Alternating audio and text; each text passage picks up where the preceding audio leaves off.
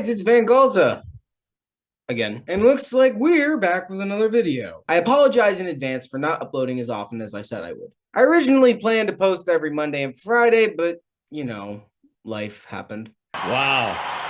This is really one of those heartwarming moments in sports where you just, So as a result, I am able to post Fridays only. However, if you do want daily writing content, I'd like to remind you that I post every day on my blog, Monday through Friday. So if you want regular writing content, that's the place to go.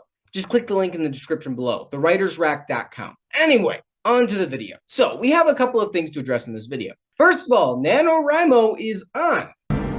So it begins. This is my first NaNoWriMo, but I think I'll do okay. However, I did deem it a suitable challenge, so that's why I'm taking it on. Again, hop over to my blog and I'm posting my daily updates there. By the time this video is uploaded, it'll be the 4th of November, but I'm recording this on the 1st.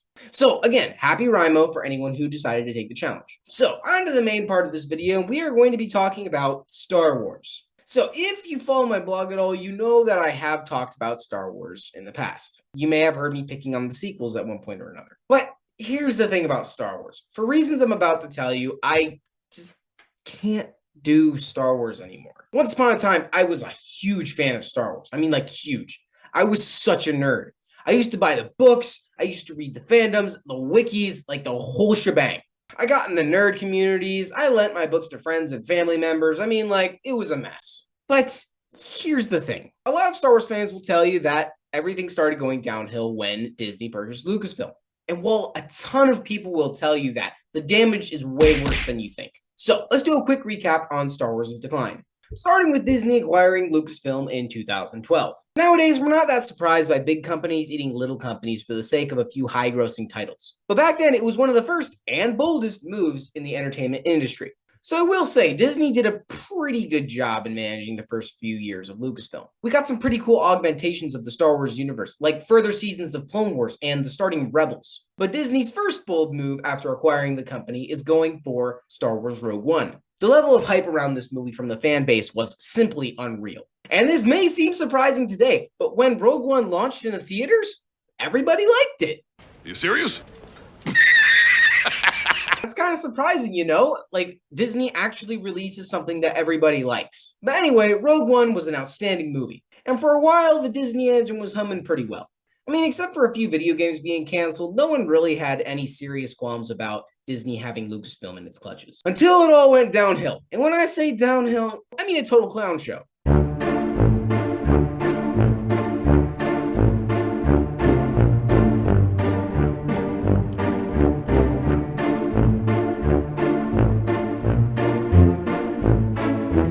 In 2015, just 3 years after Disney's acquisition of Lucasfilm, Disney released the first movie of the sequel trilogy, fondly remembered in infamy as The Force Awakens. The fans were okay with it at the time, but the storytellers were there at the get-go. The Force Awakens was a really bad piece of writing. But Disney hadn't poured gasoline in the fans' Cheerios just yet, so no one was really that pissed. Regardless, from a storytelling perspective, The Force Awakens was a deep, dark departure from Rogue One. It borrowed heavily on the original trilogy, and just couldn't seem to have an identity of its own.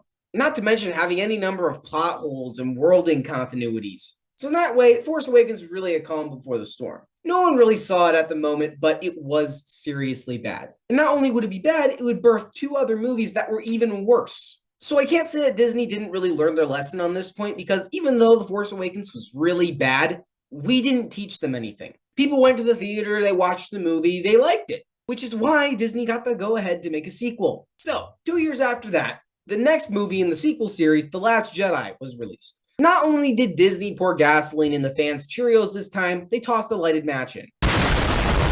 Last Jedi was a dumpster fire, and people started to wake up about it. It soon became apparent that Disney really hated the fans of Star Wars. And even worse, it alerted a lot of people to the problems in Force Awakens, causing people to reconsider what they thought was actually a really cool movie. Which brings us to Act 3 of The Fall of Star Wars. The 9th movie in what people were now calling the Skywalker Saga was scheduled to be released around December 25th of 2019, aka Christmas. Never had movie-going hopes hung so in the balance as with this movie. This was about to be the culmination of 50 years of beloved Star Wars. Back to when people saw the original New Hope in the 70s and 80s, now that tale was going to reach a culmination in this final film. Because not only would it have to be a fitting end to a glorious saga, it would have to fix or at least not replicate the problems of its predecessors. So a lot of people really wanted this to be the start of an upward track. They wanted it to end on a high note. Even if you can't get The Force Awakens and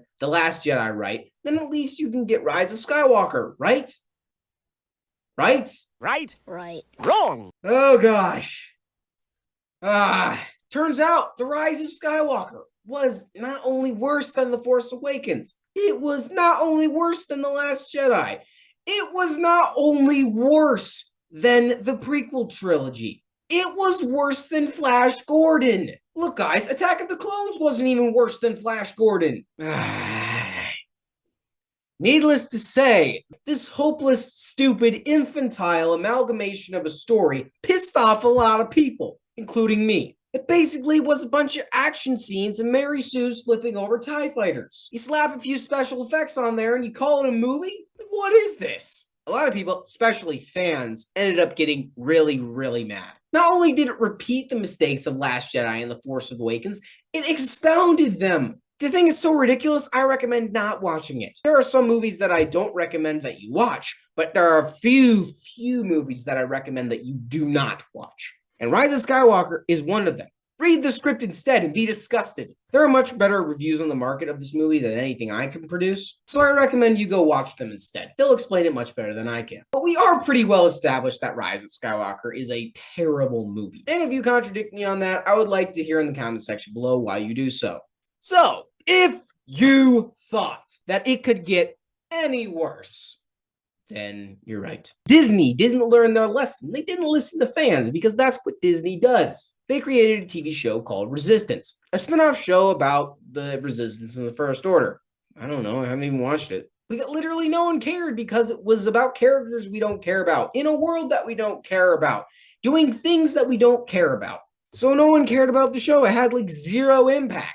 After Rise of Skywalker, Star Wars began to lose its oomph. And that was where my unshakable faith in Star Wars began to teeter. I confess, I was a fan of The Last Jedi. I really was a fan of The Last Jedi. I ardently defended it because part of me was just holding on. I wanted it to be good. I thought Rise of Skywalker was going to be good, even when all my family members except my cousin told me it was terrible. And you know what? I didn't believe them because I was a Star Wars zealot. But sad to say, it hasn't really improved from there. It does kind of have one saving grace. I mean, The Mandalorian, right? It really recaptured a lot of that, honest original Star Wars feel. Jon Favreau and Dave Filoni are huge fans of the franchise, and I think they did an okay job. The characters are pretty wallpaper and forgettable, and the plotting has some pretty big holes. The one thing I will give it, though, is that it had filler that was more entertaining than most. Maybe that's because I was still a Star Wars zealot back then, but sue me. But what we really saw is a disappointing trend in Disney Star Wars. Star Wars is more like Marvel than it is like Star Wars. And I gotta say, nothing eventful has happened. And that's the problem. Star Wars boasts an incredible legacy, inspiring millions of people to fall in love with cool characters like Luke Skywalker, Princess Leia, Han Solo, Chewbacca, C-3PO, R2-D2, Obi-Wan Kenobi, Darth Vader. These are characters we know and love and will remember and have remembered for decades. But I think we've all forgotten Star Wars Visions by now. Yeah, like the 6 people who watched it. The worst thing of all is that since this sense of wonder has gone out of Star Wars, so have most of the fans. And I think I'm beginning to count myself among them. I first realized this when I saw the trailer for Tales of the Jedi. It's a Clone Wars-based Clone Wars animated series that I really loved as a kid, and I actually still love now. I really love that style of animation, and I do like that style of storytelling. In addition, it featured new stories, new and refreshing takes on old characters. The thing was, I was no longer excited. Star Wars had lost its magic for me.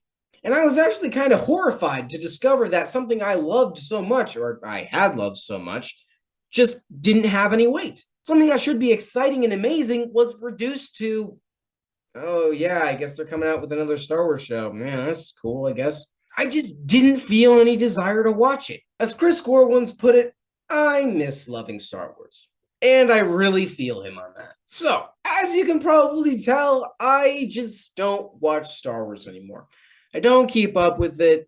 I don't love it. I can't lie to people anymore and say that I'm a crazy Star Wars fan. I can say I once was a Star Wars fan, but I guess I'm gone now. I am fed up with this disgusting political farce. I am tired of ridiculous infantile storytelling. I am exasperated with your inability to give us what we want. And most of all, I hate the way Star Wars is headed. And so that's why Star Wars doesn't work for me anymore. But anyway, guys, that's it for the video. If you enjoyed, please consider dropping a like, sharing, and maybe typing a comment in the comment section below. Do you think Star Wars is in a good place? Do you think it's in a horrible place? Are you like me? Have you departed Star Wars because it's just that bad? But until then, retourchez mi, Mandoad.